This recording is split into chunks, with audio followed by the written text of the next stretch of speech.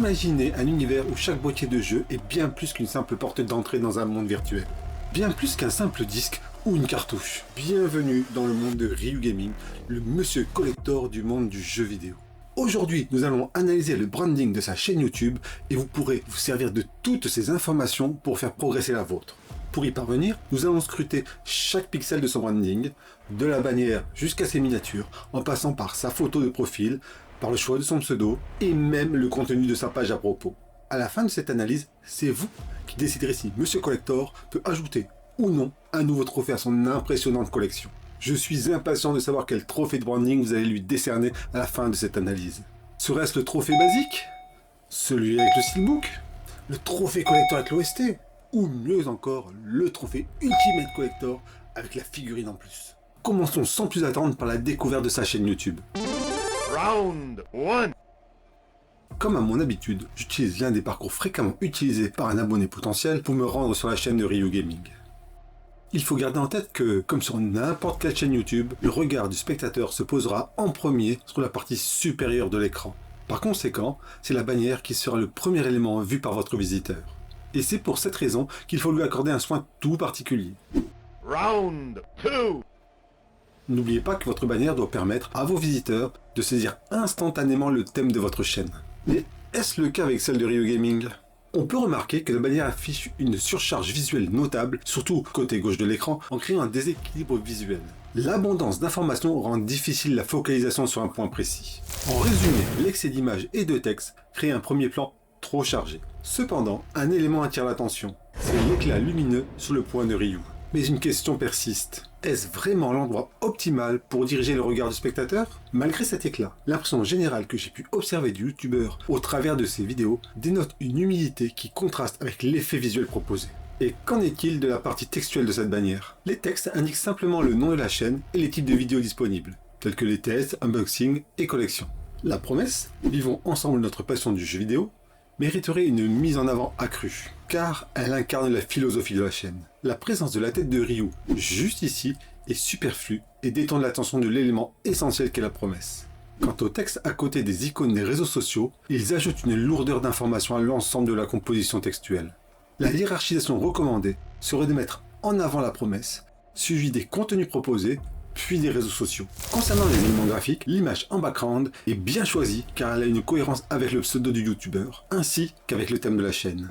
Nous venons de voir qu'il y avait une surcharge visuelle sur le côté gauche de cette bannière. Pour harmoniser l'ensemble, l'application de la règle des impairs serait recommandée. Par conséquent, je conseillerais d'alléger cette composition en enlevant quelques personnages, afin de créer un espace négatif identique à celui de droite. Vous êtes peut-être en train de vous dire que Ryu Gaming ne collectionne que les mauvais points avec cette bannière.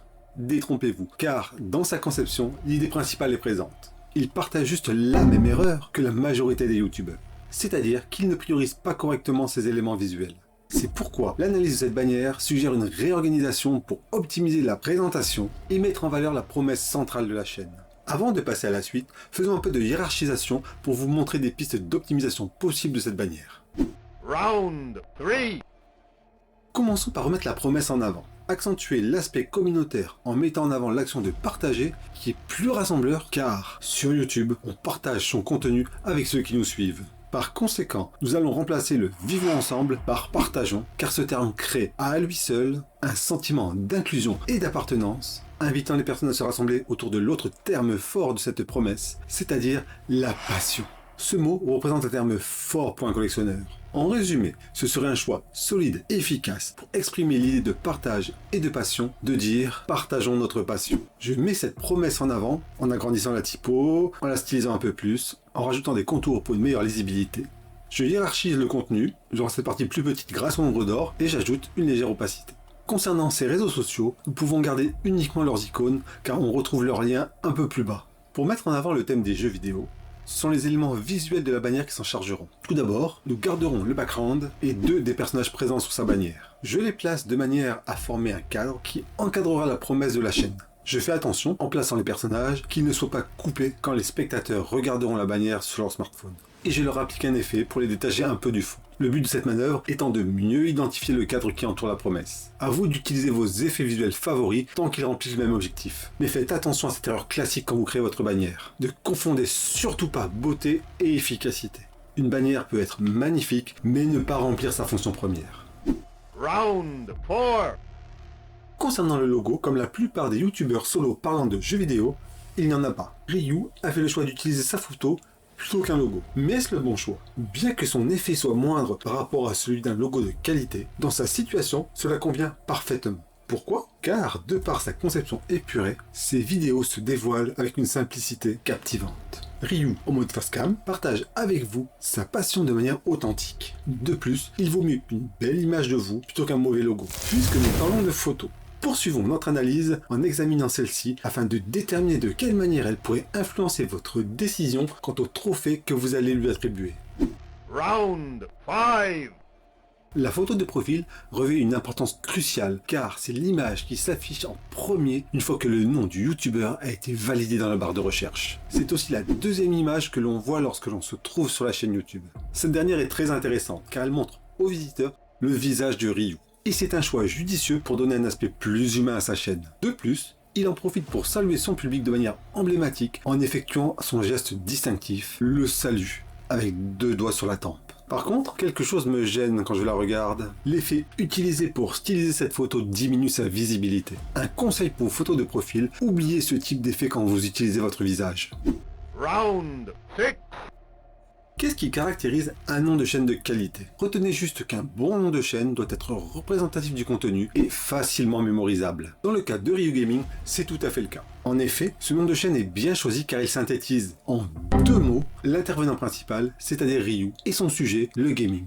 De plus, il est court et assez simple à retenir. Mais pourquoi Ryu comme pseudo pour sa chaîne, me direz-vous? La raison est simple. C'est le pseudo qu'il utilisait déjà à l'époque pour s'identifier dans les high scores en arcade. Il y a donc un petit côté nostalgique qui est présent dans ce choix. Bon, il nous reste 2 points à analyser avant que vous puissiez vous décider pour quel trophée vous allez voter. Round 7. Désormais, il n'y a plus de page à propos accessible directement via les onglets. Elle se trouve maintenant juste à côté de la photo, comme n'importe quelle description. Cela implique que, en cliquant sur cette section, vos utilisateurs s'attendent à obtenir toutes les informations vous concernant. Mais est-ce le cas pour Ryu Gaming? Sa description est bien structurée. La première partie salue les visiteurs avec son fameux Hello Hello que l'on retrouve au début de ses vidéos. Puis, elle explique qui est ce youtubeur. Elle poursuit en parlant du contenu proposé par cette chaîne et continue en donnant la ligne directrice de Ryu. Pour conclure enfin avec son fameux A++.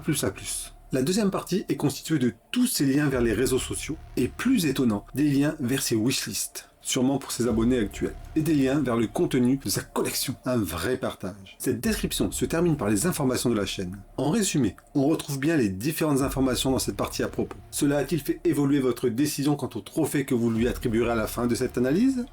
Round 8. Maintenant, analysons la cohérence de ces miniatures en termes de style, de couleur et de pertinence pour les jeux vidéo. On peut observer une évolution positive au niveau de l'harmonie et de la lisibilité générale de ces miniatures par rapport à celles d'avant. Dans l'ensemble, la structure de la miniature est bonne. On retrouve le thème dans un cadre noir, le sujet dans un cadre orange, et une image du sujet, sauf pour l'agenda. Une bonne structure de miniature suffit-elle pour en faire une miniature efficace? Non, car si la structure de ces miniatures est bonne, il va leur manquer l'impact visuel qui va attirer l'œil dessus et vous donner l'envie irrésistible de cliquer. Celles de Ryu Gaming sont trop sages, trop plates. J'aime pas trop beaucoup ça. Elles sont jolies, mais elles manquent d'émotion. Dans le cas de cette miniature du jeu Astérix Obélix Bafflétus 2, on remarque le côté trop gentillé qui contraste avec l'aspect beat'em all du jeu. Quant au cadre utilisé pour encadrer les textes, ils sont trop droits, et c'est ce qui donne ce côté sage et bien rangé. De plus, une erreur de placement du texte est à noter. Celui-ci s'étend jusqu'à la partie inférieure droite de l'écran, juste à l'endroit où le timer apparaît, risquant ainsi de masquer cette portion du texte. Je vous propose un visuel différent dans lequel on peut observer Astérix et Obélix qui attendent de découvrir le test vidéo de leur jeu et plus dynamique, notamment grâce à la forme orange arrondie liant le format et le sujet. Et vous me direz dans les commentaires et dans la page communauté celle que vous préférez. Alors, la charte graphique des miniatures de Ryu Gaming vous a-t-elle permis de décider quelle version du trophée vous allez lui attribuer? Final round. Voici les 4 versions du trophée que vous pouvez lui attribuer. L'édition classique, l'édition limitée avec steelbook, l'édition collector plus OST et l'édition premium plus figurine. Mais avant de vous laisser vous rendre dans l'onglet communauté pour faire votre choix et de vous donner ma conclusion sur son branding, n'oubliez pas de vous abonner et de liker cette vidéo afin que je puisse continuer à vous proposer d'autres analyses de branding de chaîne YouTube. Laissez aussi un commentaire pour me donner votre avis et vos suggestions d'amélioration sur le branding de Ryu Gaming. J'y répondrai avec grand plaisir. Et pour celles et ceux qui souhaitent me soutenir dans mon aventure YouTube-tastique, car oui, votre aide m'est précieuse pour continuer, vous trouverez mon lien Tipeee dans la description de cette vidéo et sur ma chaîne bien évidemment. Alors, qu'est-ce que j'ai pensé du branding de la chaîne de Ryu Gaming? Dans l'ensemble, les bases d'un bon branding sont présentes, mais de manière individuelle. Des images adaptées et une promesse sur la bannière, une photo de profil avec un style cohérent, un nom de chaîne évocateur facilement mémorisable, une page à propos bien structurée et des miniatures simples et cohérentes entre elles. Mais pourtant, il manque un truc. Et qu'est-ce que c'est, me demanderez-vous? Eh bien, dans le cas de Ryu Gaming, tout est joli, mais cela manque cruellement d'émotion. Il manque également un marqueur commun, un lien entre ces différents éléments visuels. Pour l'émotion, vous pouvez donner du mouvement à vos visuels, comme sur cette amélioration de certaines de ces miniatures. Concernant le marqueur commun, on peut garder les couleurs orange présentes dans les miniatures et bleu que l'on retrouve dans sa bannière. Et j'ajouterai une typographie qui rappelle ce côté versus fighting, Fight! qui est un trait visible dans son pseudo. On retrouvera cette typographie dans sa bannière et dans ses miniatures. Le symbolisme versus fighting est déjà présent dans la photo de profil.